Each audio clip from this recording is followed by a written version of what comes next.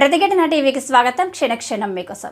ఆర్థిక స్థితి గురించి భర్తను భార్య తరచుగా ఎత్తి పొడవడం, అవహేళన చేయడం కూడా మానసిక క్రూరత్వమేనని ఢిల్లీ హైకోర్టు పేర్కొంది. ఇటువంటి క్రూరత్వాన్ని ఎదుర్కొన్న సందర్భాల్లో విడాకులను కోరే హక్కు భర్తకు లభిస్తుందని తెలిపింది. ఆర్థిక స్తోమతకు మించిన కలలను నెరవేర్చమని భర్తపై భార్య ఒత్తిడి చేయడం సరికాదని న్యాయమూర్తులు సురేష్ కుమార్ కైత్, నీనా బన్సల్ కృష్ణలతో కూడిన డివిజన్ బెంచ్ వ్యాఖ్యానించింది. అనవసర అంశాలపై రాద్ధాంతం చేస్తూ భర్తపై భార్య ఒత్తిడిని పెంచడం సరికాదు. దీనివల్ల జీవితంలో సంతృప్తి, ప్రశాంతతలకు చోటు లేకుండా పోతుంది. భర్తపై మానసిక ఒత్తిడి పెరుగుతుంది. వైవాహిక జీవితంలో ఉన్నవారు తమ అవసరాలు, కోరికల విషయంలో ఆచితూచి వ్యవహరించాలి అని ధర్మశాసనం సూచించింది. భార్య టార్చర్ను భరించలేక విడాకుల కోసం ఓ వ్యక్తి దాఖలు చేసిన పిటిషన్ను ఫ్యామిలీ కోర్టు అనుమతించింది.